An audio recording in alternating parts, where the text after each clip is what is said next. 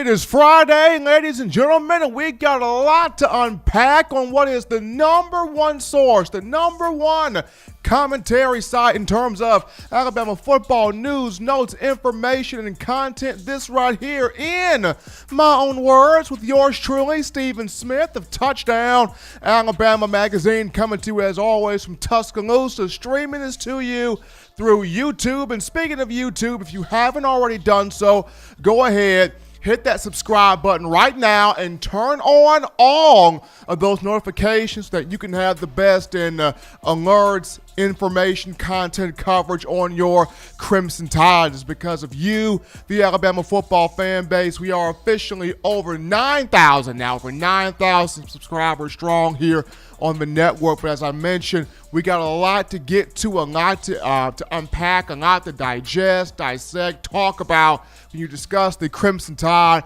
But we start things off, as always, introducing the better half in the room, the straw that stirs the drink, the man, the myth, the legend. We got John Ivory in the building as always. John, happy Friday to you. Happy Friday. What's up, chat? Hey, everyone, share the show. Let's get these numbers up. Light the chat up. Make sure to call in, and we're about to have a great show.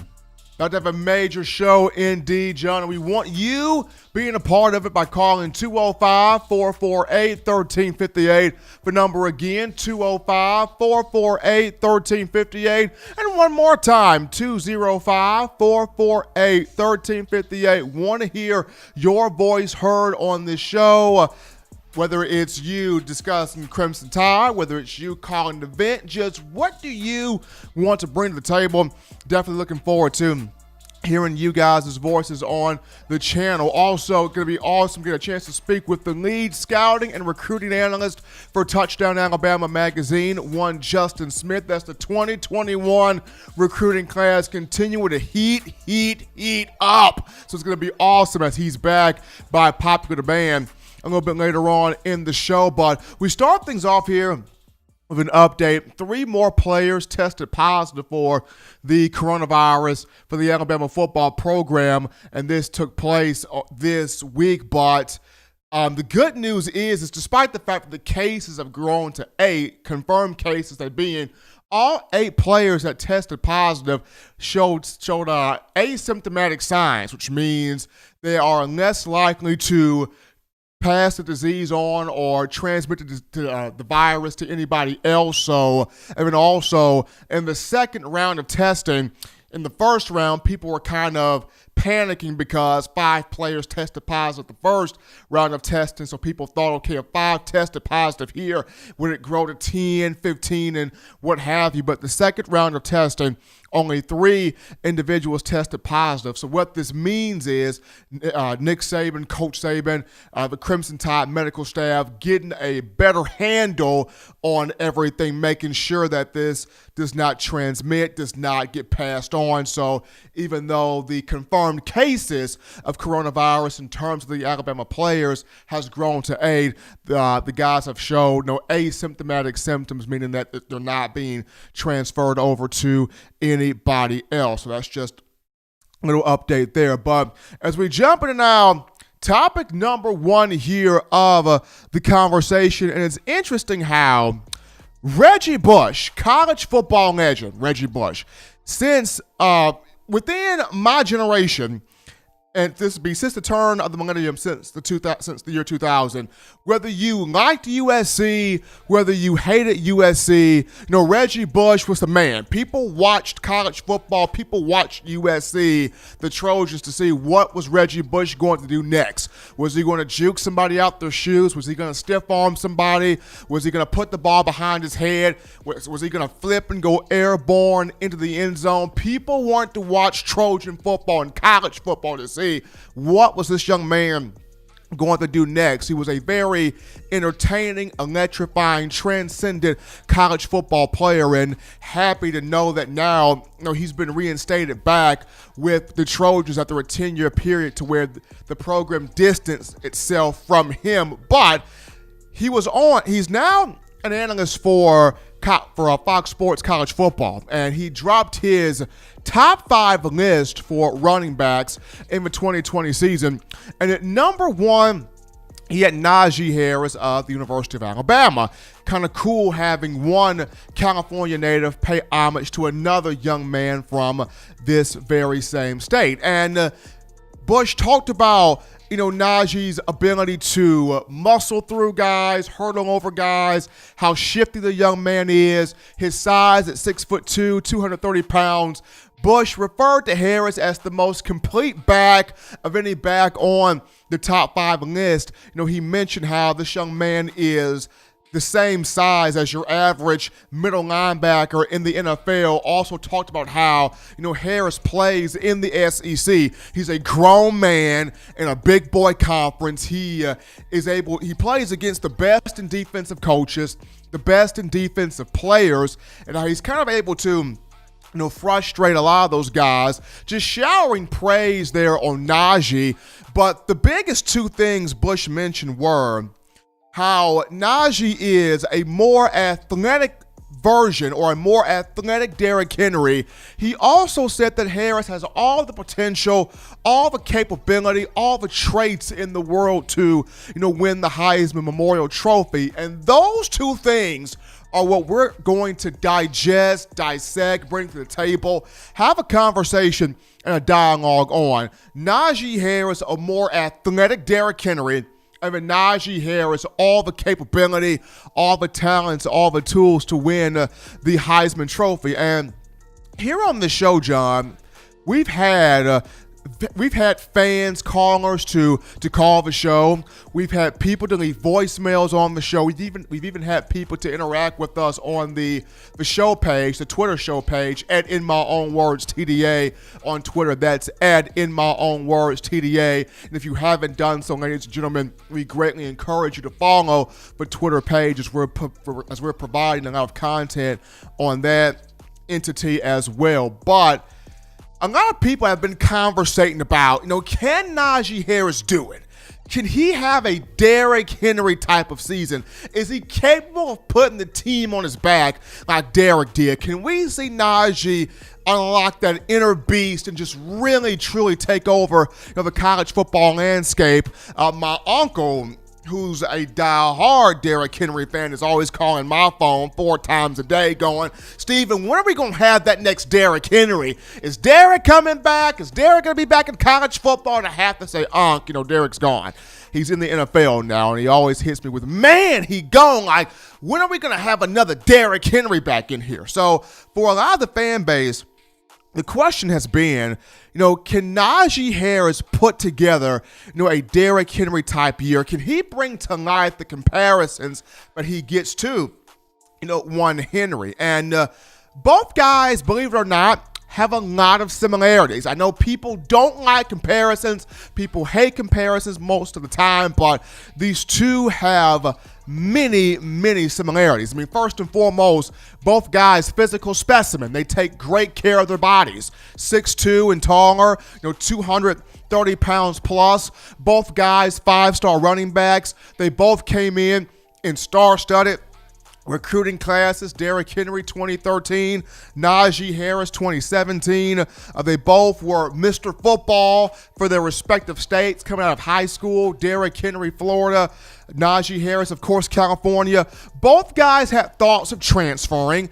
And if, in the event that Mac Jones, and I believe he will more than likely definitely do this, Mac Jones is the starting quarterback for Alabama from start to finish, then both guys would be in the same backfield or operating in the same backfield as a first-year starting quarterback that will look to go the distance throughout the entire season. So there are some similarities here between both guys, but you also have some differences. And the first difference is, under Lane Kiffin, Derrick Henry was not required to catch the ball out the backfield. He was not required to do a whole bunch of blocking, although he did do a solid job in pass protection.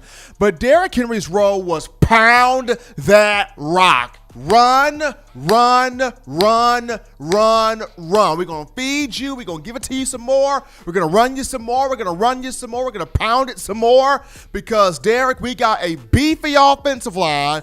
We got a phenomenal defense, especially on the defensive line. We have a quarterback in Jacob Coker, of whom we believe in now. 6'5", 240 pounds, has all the talent, has the arm talent, has the ability to be very, very good. If he could just stop thinking so darn much and just play football, we got something here. But as we settle him in, Derek, we're going to run you every chance we get. We're going to wear down the opposing defense. You're going to run the opposing team's face off. And once the defenses get tired of you, then we're going to play action. So that was Derek's responsibility. Versus Najee Harris, who's in a true West Coast style of offense under Steve Sarkisian. Harris is required to catch the ball out the backfield, which is the reason why he had 27 catches, with 7 of them resulting in touchdowns. Harris is required to help in blitz protection in the passing game. Harris is required to get out there and block, along with his responsibilities to run the ball strong in between the tackles and bounce plays out to the outside should he see something on the outside. One of the main reasons as to why everybody's sort of talking about this opportunity for Najee is the offensive line he's going to have. I mean, people have been looking at this offensive line being the best in the SEC in the upcoming season, being one of the best lines in college football, being a potential Joe Moore Award-winning line. I've even heard fans talk about, let's take Evan Neal, move him from left guard to right tackle to have 2 bookend offensive tackles in Neal and Leatherwood, and let's put Emil Ekiyor Jr. at left guard. People are very high, on this offensive line. And, one of the reasons why Coach Saban spoke with Najee, Saban and the coaching staff in the offseason, when Harris was debating on going pro, Saban brought up the idea of, well, Najee, if you come back, we're going to give you every single opportunity to hit on all your goals. He's got a lot of them now. I'm not in Najee's head, but I know he wants to be a 1,000-yard back again. He wants to set some school records if he can. He wants to collect all the individual accolades he can grab. He wants to win a national championship. He wants to position himself for the Heisman Trophy, and then most importantly, he wants to be a first-round pick, top 15, top 20 pick. So he's got all these goals in front of him, and with this offensive line, he's going to be able to have a chance to hit on all of those goals in front of him. But the biggest thing here is the difference between Najee and Derek is how fast will Najee Harris, how effectively and efficiently can Najee Harris get out of the gate to start the season? Because, and I know Reggie Bush mentioned Derrick Henry, but let's also throw Mark Ingram in here as well. Both Heisman winners, the year they won the Heisman at Alabama, they came out the gate like a thoroughbred racehorse, meaning business. 2009, off the rip, Mark Ingram said, hey, I'm here, I'm bad, I mean business, deal with me. Mark Ingram, 2009 against Virginia Tech, 26 carries, $150, and a touchdown, and a 34-24 win. Mark Ingram meant business. 2015, Derrick Henry against Wisconsin, we're talking 13 carries for 147 yards, 3 touchdowns. I believe he was the Walter Camp Player of the Week. Ran a guy's face off so bad for the Badgers that he lost sight of what huddle he was in. I'm telling you, Derrick Henry came out the gate going, if you are in my way, you're like those Bambis, you're like those deer that jump out in the road, you must be wanting the death wish if you in my way because I'm running you completely over. He came out and he started the season meaning business in 2015. So for Najee Harris, how does he come out the gate? That's the biggest question, because this past season against Duke, he came out of the gate slow and then didn't have his best performance in week 2. Week 3, Harris showed us he can catch the ball out of the backfield, but really did not have the confidence as a runner in between the tackles. He did not begin to scratch the surface of how good he could be as a runner until week 4 against Southern Miss. 14 carries for 110 yards, but then the confidence really didn't hit until LSU week 7, where he had 146 yards rush and a touchdown. Another dude came out against LSU, okay? Another dude came out. That was not Najee. That was a completely different cat. That was a Bryant-Denny against LSU in that matchup, and fans are going, okay, this is the Najee we thought we were going to get when he came in 2017 as a 5-star freshman from California. If Najee Harris can run the way he ran against LSU, if he can start the season the way he played against LSU last year and go a full season from start to finish running like that, then Saban will increase that workload. Then Saban will put more responsibility on him. Then there would be no doubt this man would hit on every single last one of his goals that he has. The question for Najee, he's going to start week 1 against his childhood program, USC, in Texas. How does he start the year? How does he come out of the gate? If he comes out strong, he will confirm those comparisons to Derrick Henry.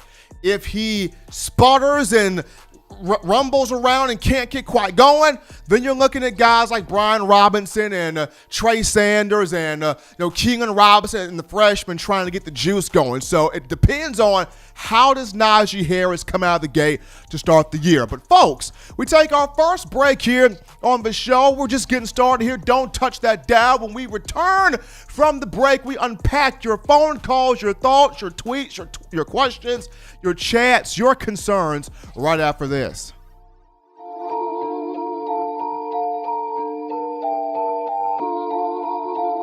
Every sports fan deserves the proper representation. Whitwell Sports introduces to you the Title Towel. Wave that Title Towel in the air like you just don't care in support of Nick Saban and the Alabama Crimson Tide. Only $9.99 and it lasts a lifetime. Head on over to whitwellsports.com and get your Title Towel today.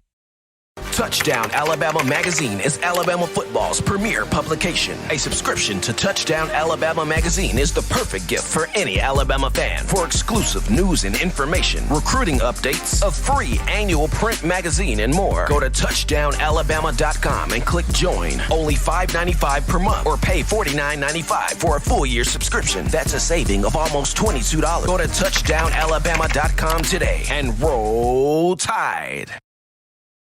We're rocking and rolling, folks, on a Friday here in Tuscaloosa, in my own words, with yours truly, Stephen M. Smith of Touchdown Alabama Magazine. Appreciating everybody tuning in via the phone line, via the YouTube chat line. We appreciate you guys. Got the man John Ivory in the building as always. And it's your time, Bama Nation, 205-448-1358. But I'm going to call in to let your voice be heard in talking your Crimson Tide, 205-448-1358. And we got the man from Ballot Sports Media calling in. Chris, what's going on, man? How you doing? Can't complain here, man. How you feeling? I'm doing really well. Thanks for taking my call tonight, man. Absolutely. Yeah, I wanted to talk to you about Najee Harris because a lot of people are high on him and his Heisman hopes. Do you think we get back to being, because I know when Tua took over, we started turning into a pass-first team and throwing the ball out a lot, but it used to be a ground-and-pound type of offense for Alabama. Do you think we get back to that this year? Nick Saban certainly wants to, Chris. It's an idea of Coach Saban likes a balance. He wants to be able to go to the well, and if he wants an explosive play because he likes explosive plays, he wants to be able to pull that out. But also he wants to go to the well and feel like Alabama can have a 10 to 12 to 15 play drive where it's imposing the will on a defense and running the football. So Coach wants that balance. He's been talking about it for the last 2 years, and it's one of the reasons why he urged Najee to come back. He told him, hey, you come back, we're gonna put the opportunity on a platter for you. We're gonna give you every shot to hit on your goals. And of course, Najee Harris came back, and now he has this opportunity. Right. Yeah, absolutely. And I think because I think one of the plays that stood out to me about Najee Harris was that South Carolina game. What'd he do? Break a tackle, did like a spin move, hurdled a guy. I mean, he went all over that defense. He did. And he had a great year last year, too. And I think that I mean, you could say whatever you want about maybe he did have somewhat of a breakout year. I think this year would be an even better year for him. I think it will be just due to, I feel like this year, he will have the confidence as a full, complete back in terms of running the football also, because while he caught the ball extremely well against South Carolina, that LSU game tapped into, I can truly run the ball, drag tacklers with me, create big yardage with the ball in my hand on the ground. And like I said, I don't know what Sean Alexander told him that week, but whatever he told him, Najee took root of that against LSU. But Chris, we appreciate the call, man. Keep listening to us. Yeah, thanks for taking my call, and roll tide. Always enjoy Chris from our Ballot Sports Media calling in. But now we get to our next in the queue. We got Waylon on a Friday. Waylon, man, how you feeling? I'm feeling good. It's Friday, TDA. I don't know what else I need to say. I hope everybody in the chat's doing good. And Steven, I hope you're doing well. And John and Justin. And we've got into a deep discussion here with this running back situation. I'm going to put you on the spot. I'm going to put you on the spot tonight, Steven. Who was the best running back? Who was your best running back at Alabama? Go ahead, man. God, he was my best. As much as I love Derek, my best was Sean Alexander. Oh, me and you in the same building right there. I told somebody the other night I was going to do my top 5. I had Sean at number 1, and I had to go with Bobby. Whether you like it or not, he was right behind Sean. Then I went with Kevin Turner, of course, and then Derek, then Mark, and then Eddie Lacy and TJ. That's pretty hard to put a number on them guys, Stephen. They were all great running backs. I mean, they were all solid guys. I guess the reason why we're so, why I was infatuated by Sean Alexander was he was so smooth with it. Like, he was effortless and not just running the ball, but catching the ball out the backfield and helping Andrews out in the passing game. Like, you could just tell that if you wanted to put the game on Sean's back, you can do it at any given time, and Alexander had no problem taking over. No, Bobby didn't either there.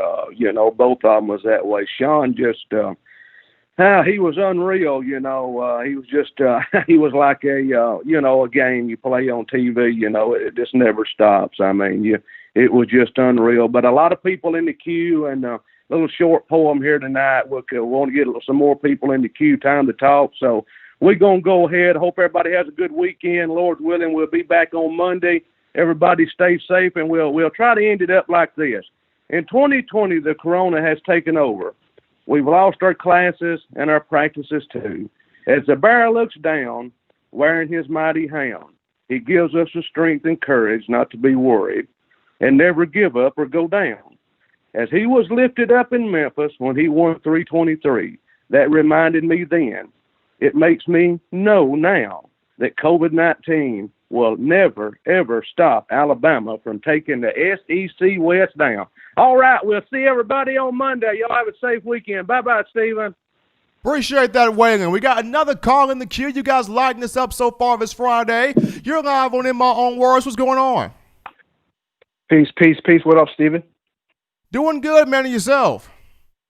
Oh, man, I can't complain, man. I'm trying to enjoy this nice day that the Creator has given us, man. Just peace to the chat, too, as well, man. Man, all I want to just talk about, man, my concern was the secondary. I just want to see a big improvement from the corners and all of the secondary, really. I think we're going to see a massive improvement from that group. I mean, Patrick Surtain II. I mean, people look at him and some go, well, he's elite, and some go, well, I'm not sure. So he's looking to put together a season where he proves he's a first-round guy. I like what Josh Jobe does a lot. I mean, nasty, physical, loves to jam.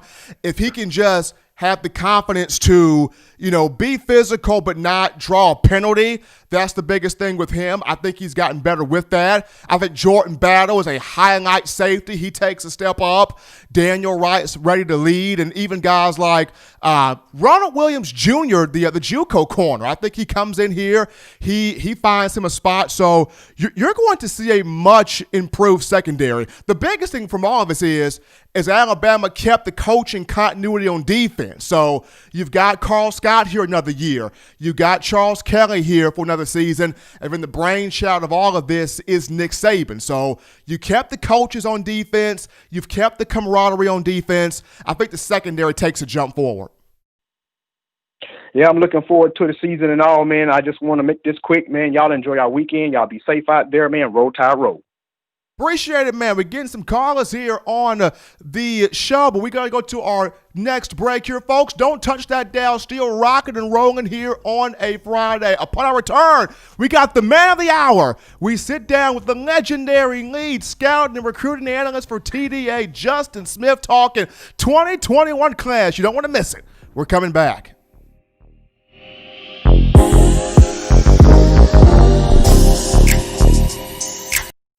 If you want delicious home-style cooking, sushi, and hibachi, check out Otoro Hibachi in the University Mall in Tuscaloosa, Alabama. At home and you can't get away from the TV because the Crimson Tide is about to score? Don't worry, delivery is also available through Waitr and Crimson2go. That's Otoro Hibachi in the University Mall in Tuscaloosa, Alabama. And make sure you let them know the good folks at Touchdown Alabama sent you.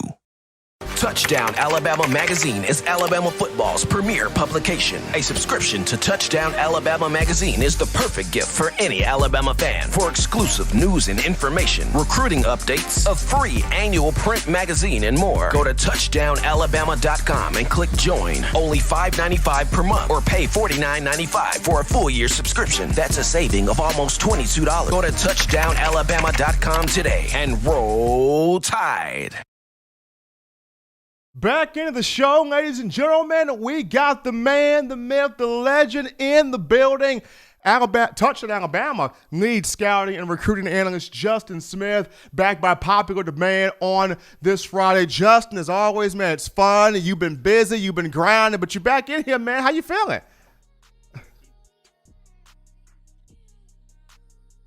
I mean, you are the man. Everybody's looking at you more so than me right now, but let's get down to it, man. Biggest news of the day, J.C. Latham, the five-star offensive tackle from IMG Academy, Bradenton, Florida, gives his yes to Nick Saban and the Crimson Tide for 2021, making this the 7th verbal commitment. This recruiting class is heating up. This was the number 1 offensive lineman in this cycle. Justin, how massive was this?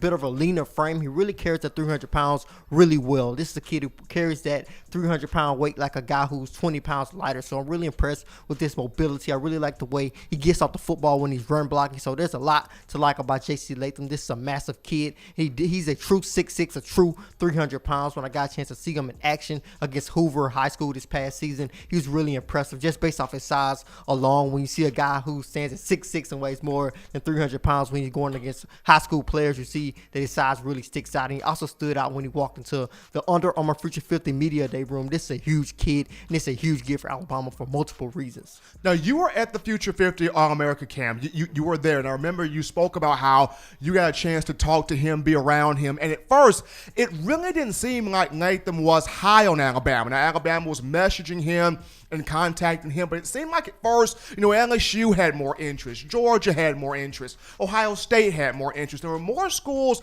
that he was looking at more so than Alabama. So how huge was it to have Evan Neal play a role in this? Somebody who also came from IMG, from the Florida area. Latham and Neal have a solid relationship. How big was Evan Neal in this push? Well, like you said, Evan Neal was a former 5-star out of IMG Academy. But as you said earlier, also the fact that Alabama was not heavily involved in this recruitment a couple of months ago when I got a chance to speak with him in Orlando, Florida. He did not speak about Alabama very much. When I asked him about Alabama, he told me that they emailed him and sent him invites to the game. They talked to his dad. His exact words were, they talked to everyone around me and do not talk directly to me. So it was not much contact directly in between Latham in Alabama a couple of months ago. He did say that Ohio State was pushing very hard. He was planning on taking spring visits to Ohio State and LSU, and then he was going to plan to make his decision. So if Alabama was going to get his commitment,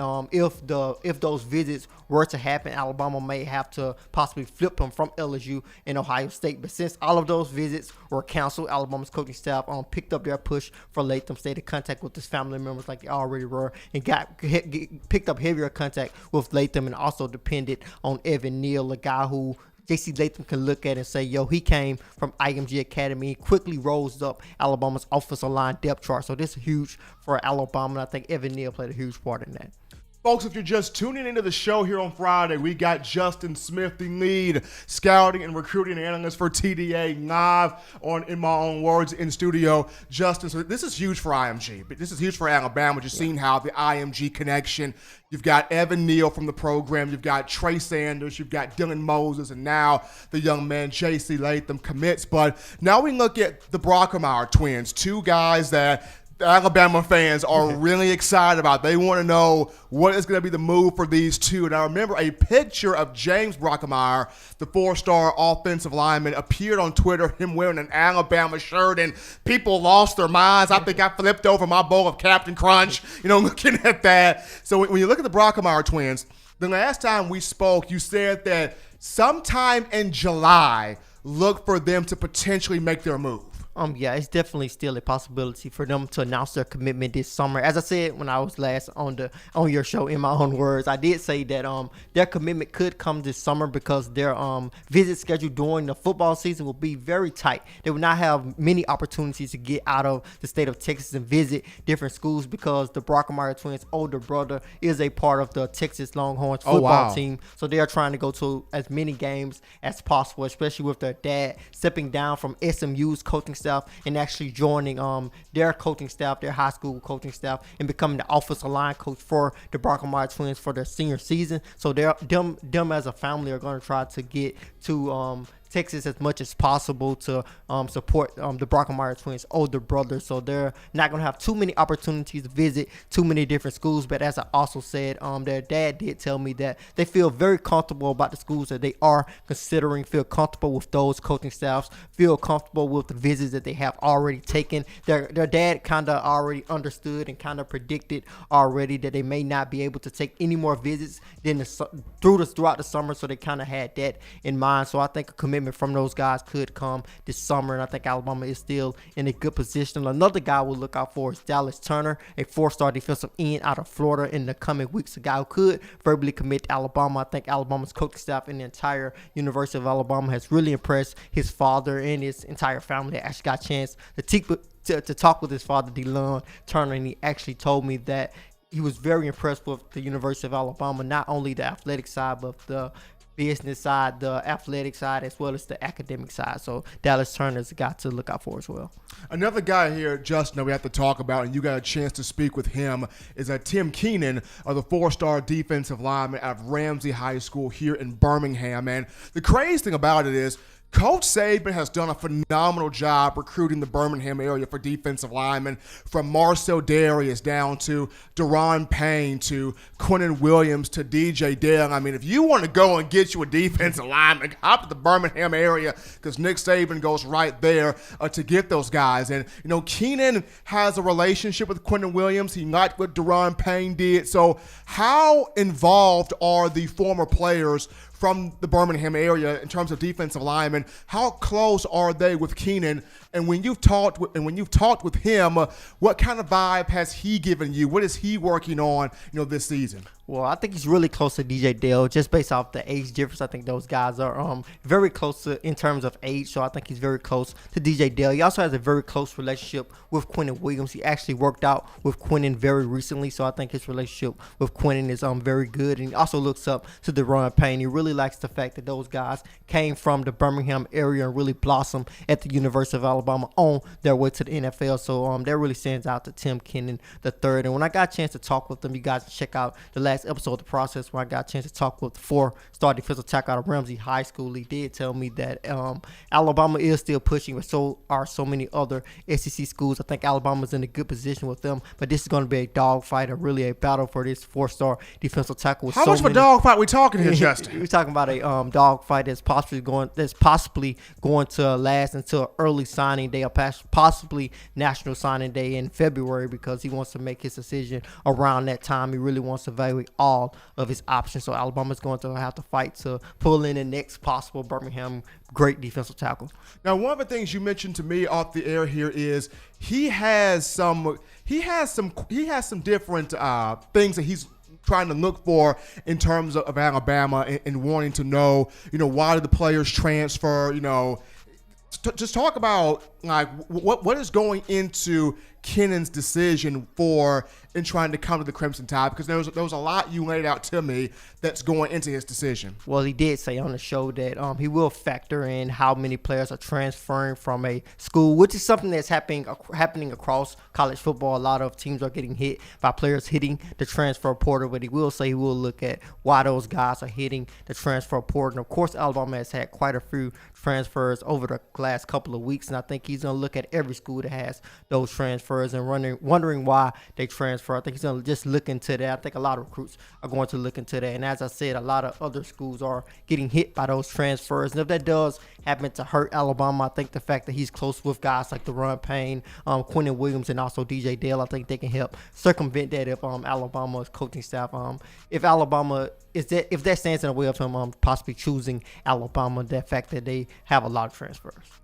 Well, folks, if you're just tuning into the show, ladies and gentlemen, we got the lead scouting and recruiting analyst for Touchdown Alabama Magazine live here on the set. Justin Smith, the man, the myth, the legend, talking 2021 recruiting as J.C. Latham, the 7th verbal commitment, the 5-star offensive tackle for this class. And Justin, there was also a corner that has dropped his top 4 or top 5 list, and Alabama is in that as well. And as I've mentioned on recent shows, 4 positions Saban always gets a stud in: wide receiver, running back, linebacker, and the defensive secondary. Talk about this corner right here. Well, the corner who released a top 6 was Kyrie Jackson. He's a JUCO product out of East Mississippi. I think he's a JUCO, one of the many JUCO products that Alabama is going after at the defensive back position. When you look at Alabama's current defensive back room, it's a possibility that they may lose some guys at the end of this season. And when you bring in those guys next season, you possibly want to lean on the guy who has some experience. So possibly bringing those JUCO guys in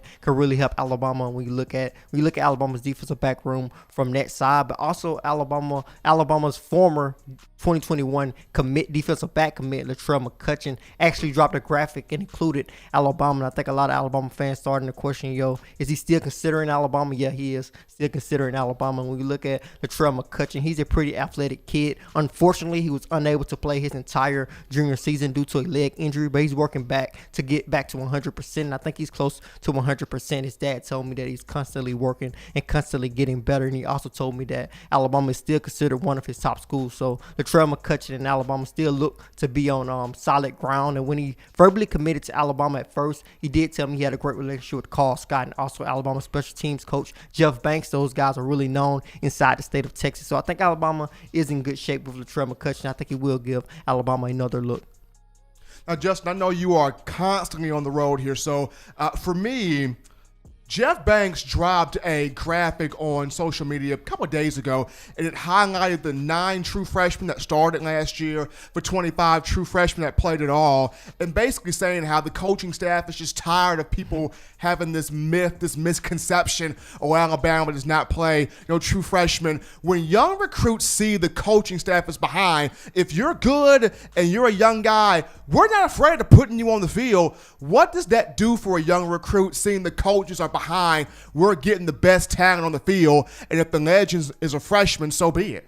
Yeah, I think the graphic that Jeff Banks put out is just a part of it. Graphics are becoming a huge part of the recruiting process, but I think that's just a small part. I think action speaks louder than words, and I think Alabama has shown that. And as you've seen in that graphic, they were able to show a large number of guys that they put on the field as freshmen. Also, a couple of guys, I think it was 9 that started as freshmen. So I think Alabama, the proof is in the pudding. I think Alabama really proves that, if you're a freshman that comes in, you're going to get an opportunity. You saw that with Jalen Hurts. You see there with so many other different guys that come in and they're ready to play as freshmen. If you're ready to play, Alabama's going to let you play, and that's something that Nick Saban pushes when he recruits guys. We're not going to give you we're not just going to give you the position, but we're going to give you the opportunity to come in and make an impact.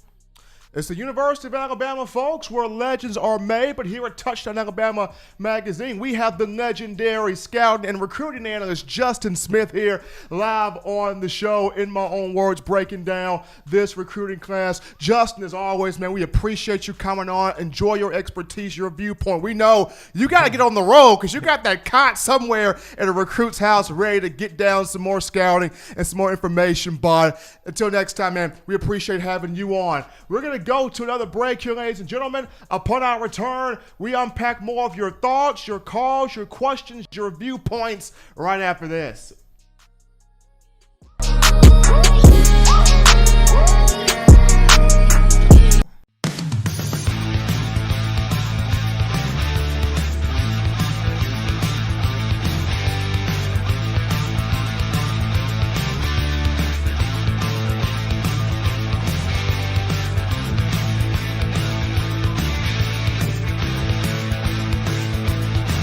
T-Town Menswear in the University Mall in Tuscaloosa.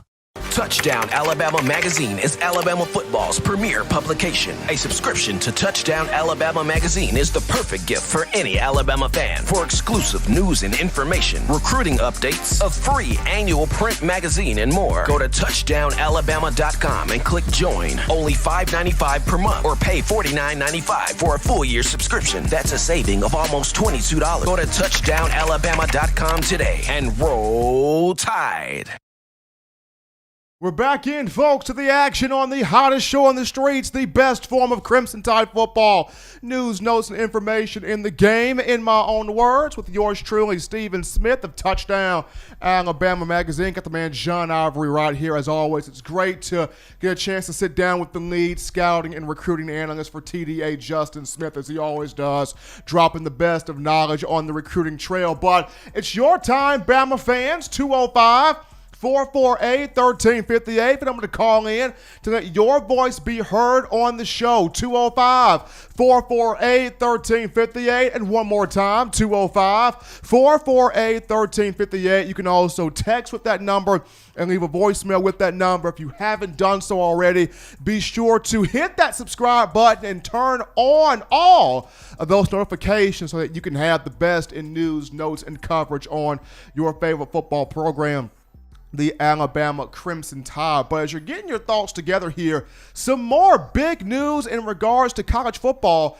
Brett McMurphy, who is a reporter for Stadium, dropped a report on Thursday, and the report was the NCAA Oversight Committee has approved the 6-week preseason practice, the 6-week preseason practice plan. So the NCAA Oversight Committee has approved the 6-week preseason practice plan. So if the NCAA Division Council, if the council now approves of it, then between mid to late July, we can see college football teams begin the summer practices, the 4 to 6 week summer practices, and being able to get that time back that was lost from spring ball because of the global coronavirus pandemic. So having this news happen It's a big deal.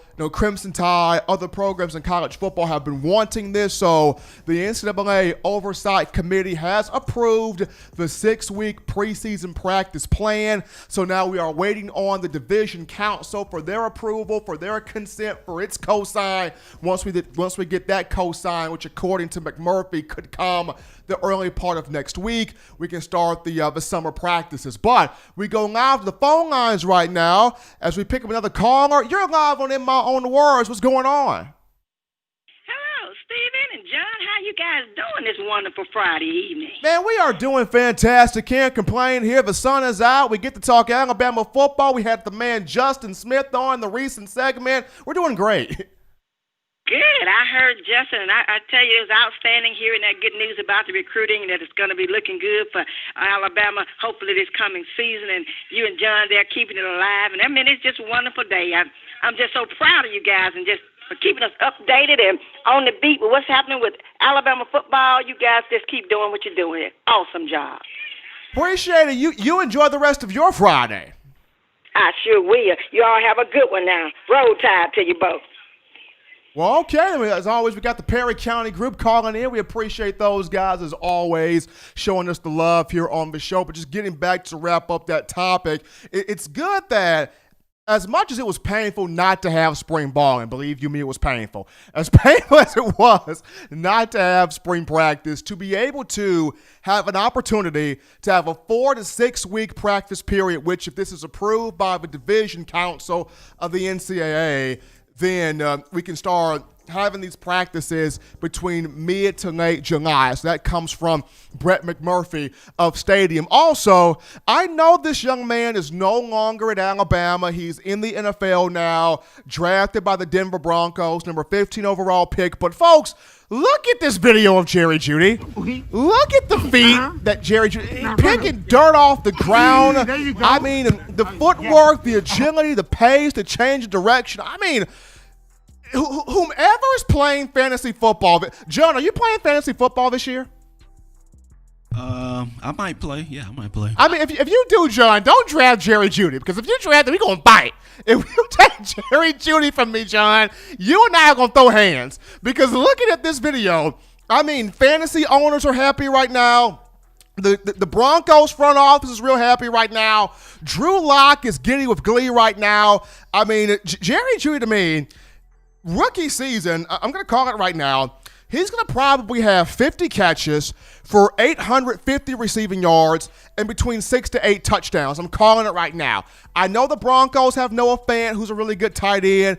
I know it has Cortland Sutton, a 1,000-yard receiver. I know it also drafted K.J. Hamler out of Penn State, another burner at that position. But I'm telling you right now, I'm calling it. Jerry Jeudy, 50 catches, 850 yards, and between 6 to 8 touchdowns. This is unholy. This is unfair. The ability to run like that, to change directions like that, to stop on a dime like that, to have dancers' feet like that, but his ability to control it and still be able to catch the football the way he has done throughout his collegiate career, and now going into his first year, his rookie season as a pro, Drew Lock is about to see firsthand of why Tua Tagovailoa was so happy throughout his entire collegiate career. But along with one Jerry Jeudy, also good news in the NFL regarding one C.J. Mosely, another former Alabama player who is now with the New York Jets at middle linebacker. He did not play a whole lot last year at all due to a groin injury. He's officially back. He's officially healthy. He has stated that he can do everything in training camp, and this is major because with Mosely in this defense, the Jets are probably going to have one of the more nastier defensive fronts in the league when you look at Mosely and also Quentin Williams on that defensive line at that nose tackle position. So big ups there for Jerry Jeudy, shredding it in the training videos as he gets ready for camp. Big ups there to C.J. Mosely, 100% fully healthy. He's getting ready to show the world of why the Jets thought so highly of him to give him that 5-year, $85 million deal that he recently signed about a year ago, if I'm not mistaken here. So we're going to go to another break here on the show, but don't touch that dial. Continue to light us up in the YouTube chat line. Upon our return, we dive into the Alabama players for this season and why the 2020 quest for a national championship falls solely on the players. We'll touch it up right after this.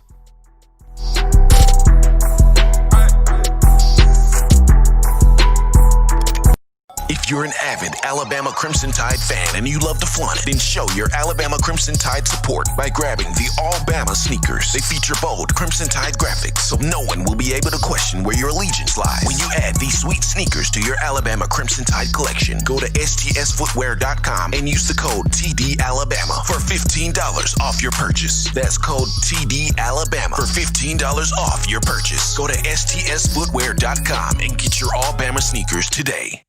Touchdown Alabama Magazine is Alabama football's premier publication. A subscription to Touchdown Alabama Magazine is the perfect gift for any Alabama fan. For exclusive news and information, recruiting updates, a free annual print magazine, and more, go to touchdownalabama.com and click join. Only $5.95 per month or pay $49.95 for a full year subscription. That's a saving of almost $22. Go to touchdownalabama.com today and roll Tide.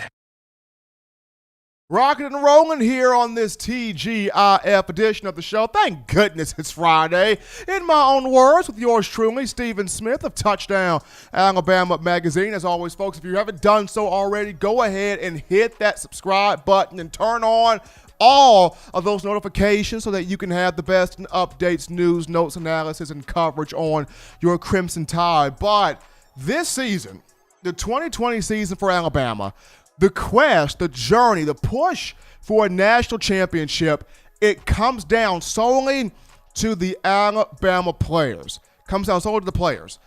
The coaching staff should not have to say anything this year. You as the fans, you guys shouldn't have to say anything this year to provide all the more motivation needed. I mean, the last 2 years, Alabama not winning a national championship. Of course, this past season, not getting to the SEC championship game and winning that. You know, missing out on the college football playoff for the first time since the event, was brought in 2014. And then not winning a national championship. So you got all of those things in the picture. And then when you have, national media talking like Bama's done. Bama's over. Bama's no longer on top. Bama's no longer the creme de la creme. The time is running out on Nick Saban. The window's closed. The mighty's falling. Now we're going to see somebody else be the bad man on the block. Now we're going to see somebody else become the king of college football. When you have all of this doubt coming at you, when you have all of this friction coming at you, when you have all of the haters and the naysayers coming at you across the national landscape, the coaches don't have to say anything. The fans don't have to say anything. The players know how big this upcoming season is in terms of getting to, a national championship, even down to, last year when you look at the awards, the individual awards and how Alabama got snubbed, for a lot of those. Devontae Smith, not a finalist for the Fred Biletnikoff Award, although he had incredible stats this past year.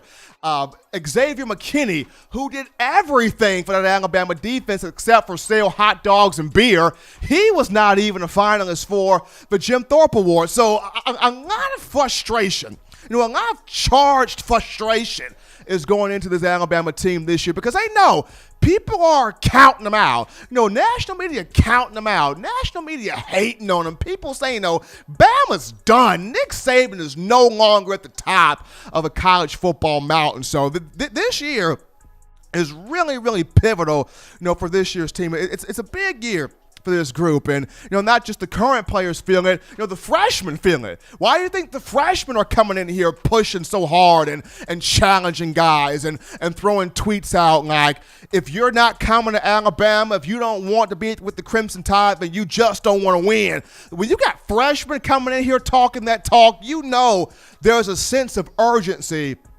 within the program right now. And for example, I know the Walter Camp Football Foundation put out its preseason, All-American list, its All-American team on Thursday. And, although 6 players made the preseason team, only one guy made the first team list, and that was Devontae Smith. The 6 guys that made it, you had Devontae Smith, Najee Harris, Alex Leatherwood, Dylan Moses, Patrick Surtain II, and one Jalen Wardo. But the main guy that made it, offensively first team was Devontae Smith.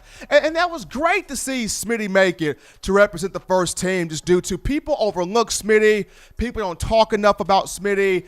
At times, people don't highlight him enough for his skill set and what he does on the field as the route runner that he is, the great hands that he has, the determination, the ability to work back to the quarterback, his uncanny ability to not drop a football. So it's about time people honestly recognize Devontae Smith as being a first-teamer. But some of these guys on the second-team list have a lot to prove here in the upcoming season. First and foremost, Najee Harris is on the second team list, y'all.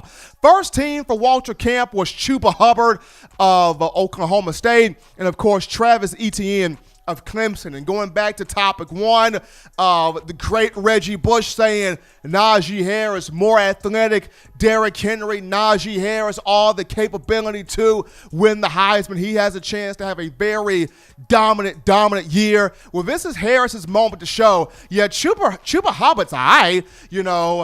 Travis Etienne is good, but I'm Najee Harris. I am the beast of college football. So here is Najee's chance to prove all of that, to not only prove the comparisons to Derrick Henry are true, but to also prove that he's the best running back in college football. He's a bona fide first-round pick, and him getting Alabama to the national championship. Another guy that was a second team was Alex Leatherwood, and Leatherwood not taking too kindly to that, because Wood, last year as a left tackle, as an offensive tackle, he had a strong year, a solid year. Now, I know against LSU, he gave up a couple of sacks to K'Lavon Chaisson, but this will be his year to completely shut down the left side of that line, making sure no one's getting to Mac Jones, no one's getting to Bryce Young, or whomever pulls in that starting spot, though I 100% have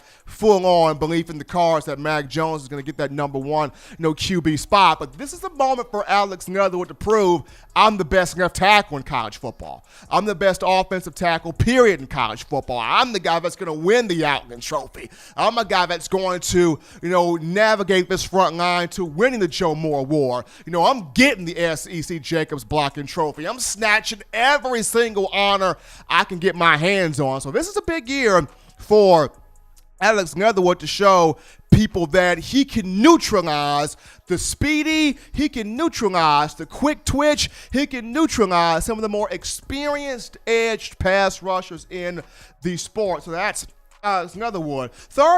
Next guy that was a second team guy was Dylan Moses.